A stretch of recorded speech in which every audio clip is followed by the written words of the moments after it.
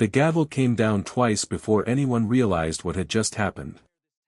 In the autumn of 1897, in the dust-blown township of Millbrook Hollow, Kansas, a man with $11 to his name stood at the edge of a courthouse crowd and raised his hand for a building that everyone else in town had already buried in their minds. He had lost his farm to the bank 3 months before, his wife to a fever the winter prior, and what remained of his pride to the whispers that followed him down Main Street. All he had left fit inside a coat pocket, 11 crumpled dollars, a pocketknife that had belonged to his father, and a silence he had learned to wear like armor. So when the auctioneer offered up the old Hargrove Granary, condemned, roof half collapsed, forgotten by every soul in the county for 20 years, the crowd laughed. $6, someone shouted, mocking. $6, the man repeated, and meant it. What none of them knew, what even he could not have guessed as he signed his name to that worthless deed, was that hidden in the rafters above the grain bin sat something that would not only rebuild his shattered life, but restore an entire town to what it once was meant to be. Settle in, and let us tell you the story of Elias Carter.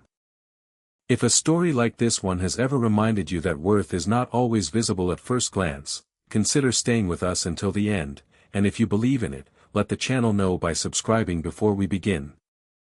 Elias Carter had been raised on the kind of land that tested a man's patience before it ever rewarded his labor, in a modest clapboard house 4 miles outside of Millbrook Hollow, where the wind came down off the plains with nothing to slow it and the soil gave up its secrets only to those willing to kneel in it season after season.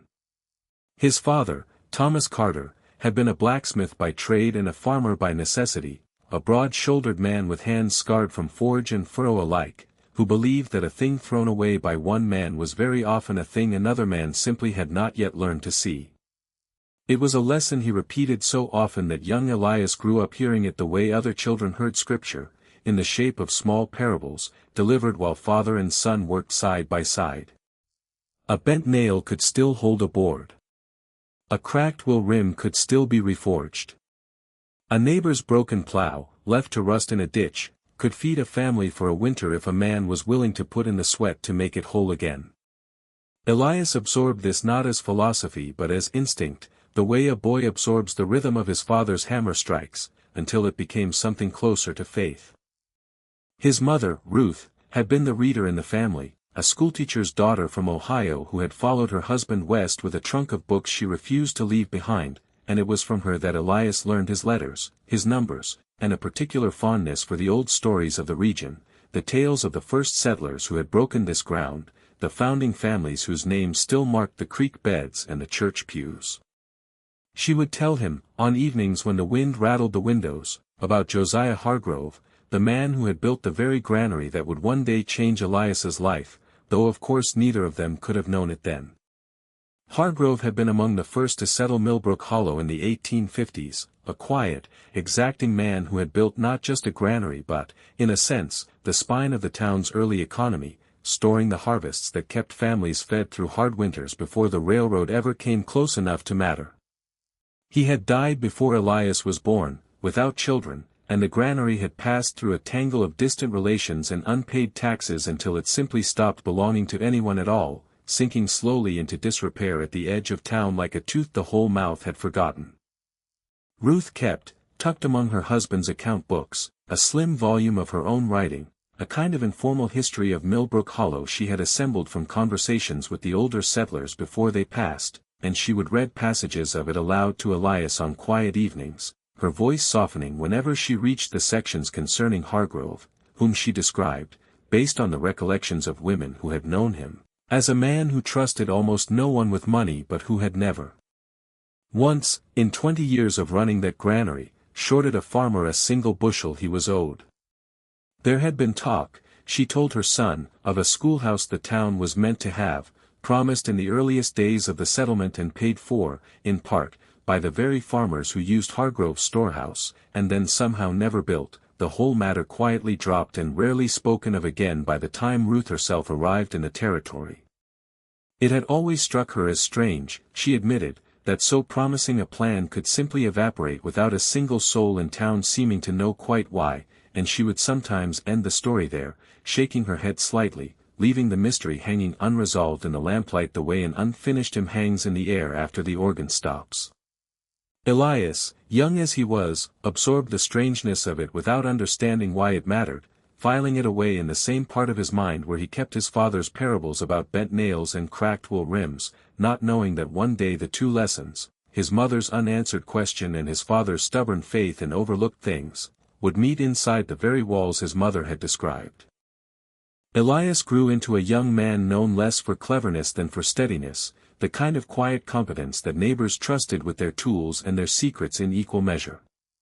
He married a woman named Sarah Whitfield when he was 23, a seamstress with a laugh that carried across a room and an unshakable belief that Elias would, in time, make something lasting of the land his father had left him.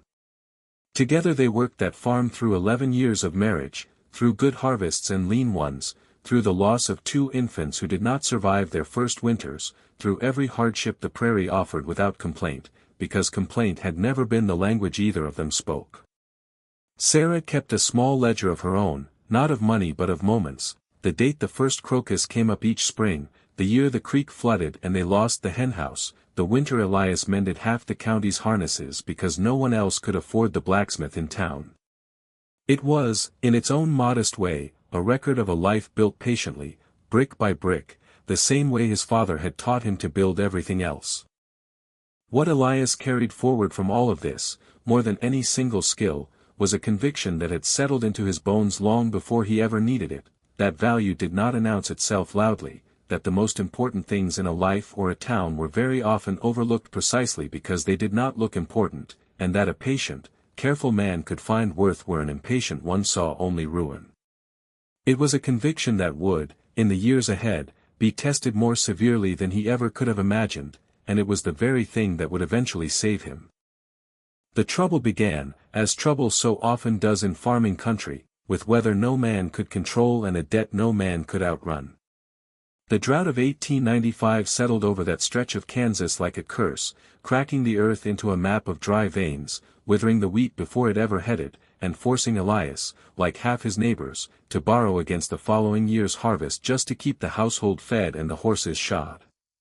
He walked into the Millbrook Hollow Trust Bank that autumn with his hat in his hands and his pride folded away someplace safe, and he sat across the desk from a man named Silas Pruitt, the bank's owner and the son of the man who had founded it, a smooth-faced figure with a gold watch chain and a smile that never quite reached his eyes.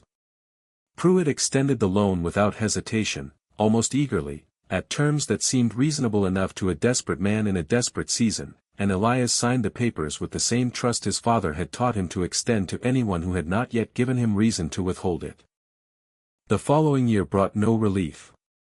The drought held its grip through a second summer, and what little Elias managed to bring in from the parched fields was barely enough to feed his family, let alone satisfy the note coming due. He returned to the bank hoping for patience, for the kind of extension a neighbor might grant a neighbor, and found instead that Pruitt's warmth had cooled into something colder and far more precise. The terms of the loan, it turned out, contained language Elias had not fully understood when he signed it, a clause that allowed the bank to call the debt in full if a second season's yield fell below a certain threshold, a threshold that had been set, Elias would later come to suspect, with a precision that suggested Pruitt had known exactly how this would unfold before the ink ever dried. When Elias could not produce the sum demanded, the bank foreclosed, and within a matter of weeks the farm that 3 generations of Carters had shaped with their own hands passed into Silas Pruitt's ledger as nothing more than an asset recovered. The same winter, as though grief had been waiting for an opening, a fever swept through the county and took Sarah in the space of 9 days, leaving Elias to bury his wife in a plot he no longer owned the surrounding land around, standing at the graveside in a coat too thin for the cold, aware that he was now a man without a farm, without a wife, and without any clear sense of what came next. He remembered afterward, more than the sermon or the shovel work, the particular sound the frozen clods of earth made striking the coffin lid, a sound that stayed with him through that winter and into the next, and the way Reverend Doyle had gripped his shoulder afterward and said nothing at all, understanding correctly that nothing was the only honest thing to say. The house he and Sarah had shared for 11 years now belonged to the bank in every sense but memory, and he was given 3 weeks by Pruitt's clerk to clear out what furniture remained, packing Sarah's small ledger of moments into a trunk alongside his father's tools, the only two inheritances he still possessed that no court or contract could take from him.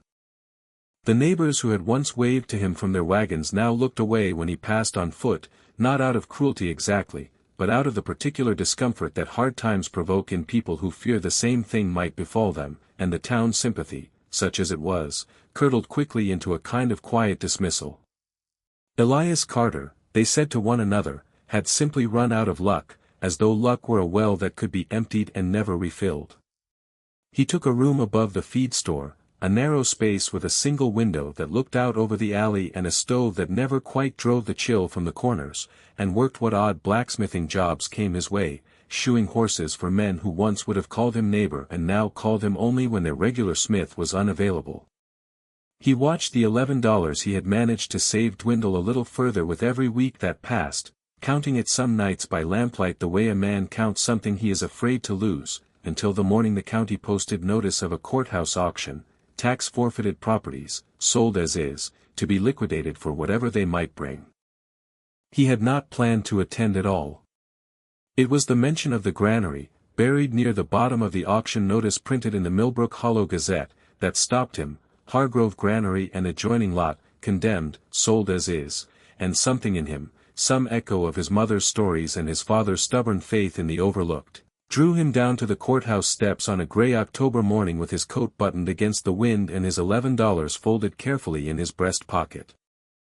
The granary itself, when the crowd finally turned its attention toward it, drew exactly the reaction Elias had expected.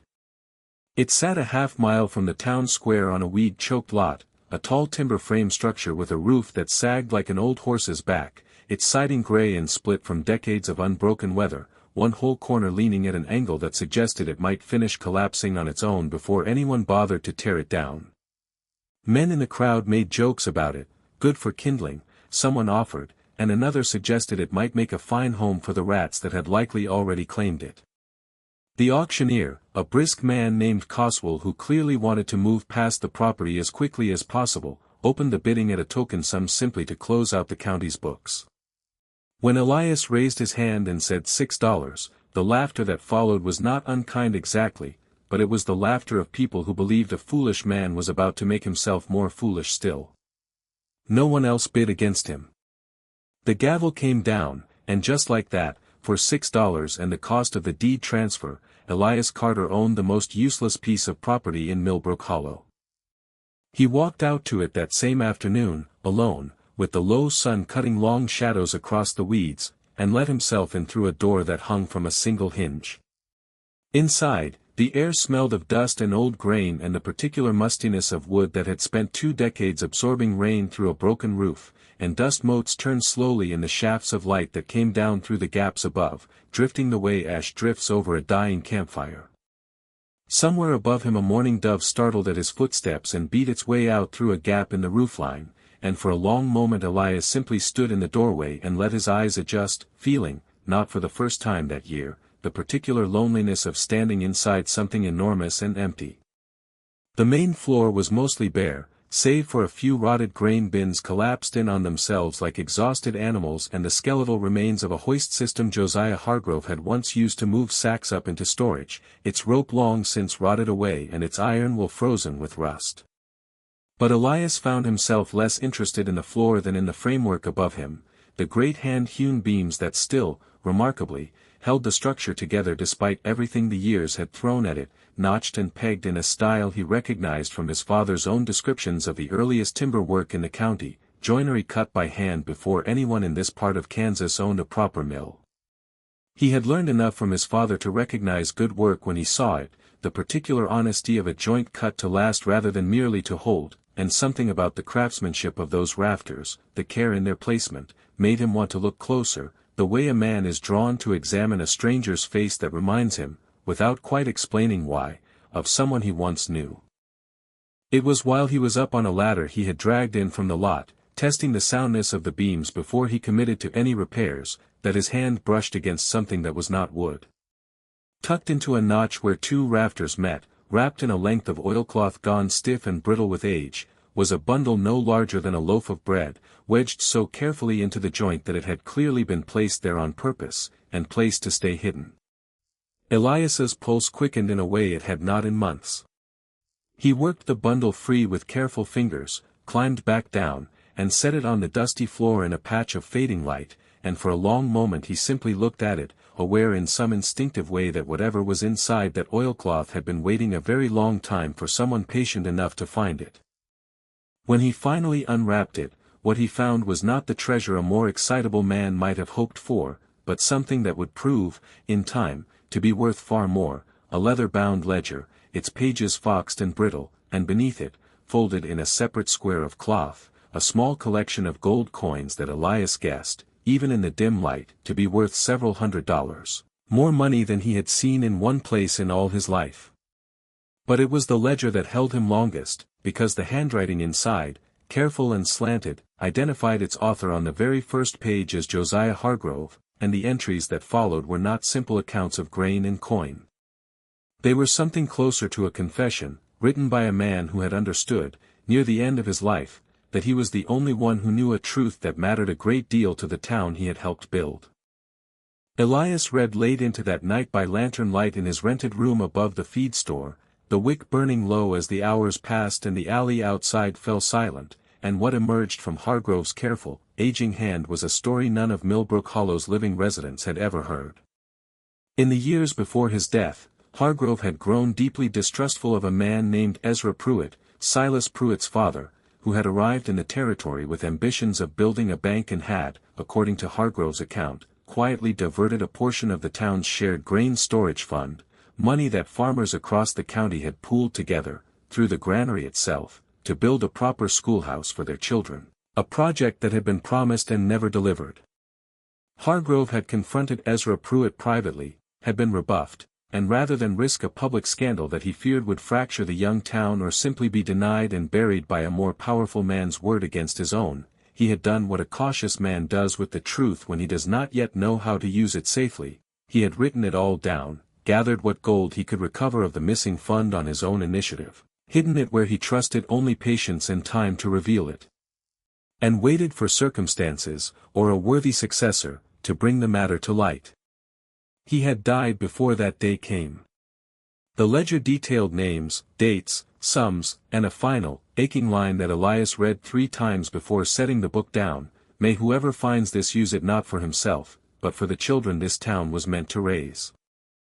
Elias sat with that sentence for a long while, the lantern burning low, understanding with a clarity that felt almost physical that he had been handed something far heavier than gold, a duty, laid across the distance of 40 years by a dead man's hand, and one that connected directly, impossibly, to the very bank that had taken his own farm from him only the year before. The days that followed were not simple ones.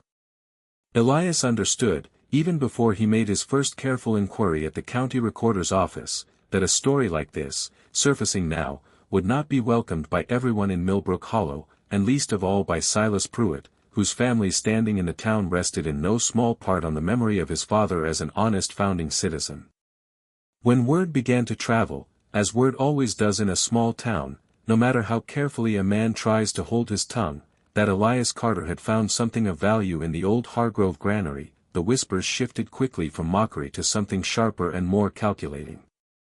Pruitt himself came to see Elias within the week, arriving at the granary in a fine black coat entirely unsuited to the dust of the place, and made what he clearly believed was a generous offer: $200 for the property, sight unseen of its contents, payable immediately, with the clear implication that Elias would be wise to take it and ask no further questions. Elias declined, and watched something flicker behind Pruitt's composed expression, a brief crack in the smoothness that told him more than any words could have, not quite fear, but the particular unease of a man accustomed to controlling every outcome finding one, for once, that would not bend. Pruitt lingered a moment longer than the conversation required, his eyes drifting up toward the rafters as though he might, by sheer will, see through the timber to whatever Elias had found there, and when he finally left, he did not offer his hand, which Elias noted was itself a kind of answer. When the offer failed, the tactics that followed grew less polite. Pruitt began suggesting to other townsfolk, in the careful, deniable way of a man who understands the power of a rumor he never quite states outright, that Elias had likely stolen whatever he claimed to have found, or fabricated the whole story to extort money from a respected family. A notice appeared, unsigned, questioning the legality of the tax auction itself and suggesting the county revisit the sale. Elias found, more than once, that suppliers who had been willing to sell him lumber and nails for the granary's repair suddenly discovered they had none to spare, and he understood without being told exactly whose hand had reached into those conversations before his own. It would have been easy, in the face of all this, for Elias to fold the ledger back into its oilcloth, quietly spend what gold he needed to rebuild some small corner of a life, and let Josiah Hargrove's 40-year-old secret return to the silence it had waited in for so long. No one but Pruitt and Elias himself truly knew the ledger existed, and there were nights that autumn when Elias sat alone in the granary with only the lantern and the wind in the loose siding for company, turning the coins over in his palm, calculating quietly how far such a sum might carry a man who wanted nothing more than to be left alone with his grief. The temptation toward a quiet, private peace was real, and Elias, sitting there with the ledger open on his knee, allowed himself to feel the pull of it honestly rather than pretend it wasn't there. It would have been so simple, he thought, to become the kind of man his misfortune had almost made him, cautious, closed, unwilling to risk what little he had clawed back for the sake of people who had mostly laughed at him from a courthouse lawn only weeks before. But he thought, too, of his father's hands shaping a bent nail back into usefulness, of his mother's stories about a founder who had cared enough about the town's children to hide gold in a granary rather than let it vanish into one man's pocket, and of Sarah, who had never once in 11 years of marriage suggested that the easier path was the wiser one. He thought of the particular way she used to say that a debt owed to the dead was still a debt, whether or not the dead could ever collect it themselves. He thought, finally, of the schoolhouse that had never been built, and the generation of Millbrook Hollow children, his own too among them however briefly, who might have had it if the promise had ever been kept, and of all the children still to come who might yet have it, if only one man was willing to carry Hargrove's 40-year-old wish the rest of the way home. He decided, sitting there in the lantern light with the wind working at the granary's loose boards, that he would not hide from this fight, and that whatever came of it, he would not let Josiah Hargrove's final wish be buried a second time by a Pruitt's convenience. Elias moved carefully but without hesitation. He brought the ledger first not to the town council, where Pruitt's influence ran deep, but to Reverend Abner Doyle, a widely respected figure in Millbrook Hollow known for a fairness that even his political rivals rarely disputed, and to old Judge Harmon Teal, retired now but still trusted for his memory of the county's earliest records. Together the three of them spent an evening comparing Hargrove's ledger against surviving county documents from the 1850s, subscription lists showing which farming families had contributed grain and coin toward the promised schoolhouse fund, tax records showing the fund's mysterious disappearance from the books within a year of Ezra Pruitt's arrival, and a faded newspaper notice, unearthed from the Gazette's own archive, announcing the schoolhouse project with considerable fanfare, followed by a silence on the matter that had simply been allowed to stand unexplained for 4 decades. The handwriting, the dates, the sums, everything held together with a consistency that no fabrication could easily have manufactured, and by the time the evening was through, Reverend Doyle sat back in his chair and said quietly that he believed every word of it. The matter came before a gathering of the town at the Grange Hall on a Sunday evening in November, called not as a trial but as what Judge Teal insisted on calling an accounting, open to any citizen who wished to attend, and nearly the whole of Millbrook Hollow did.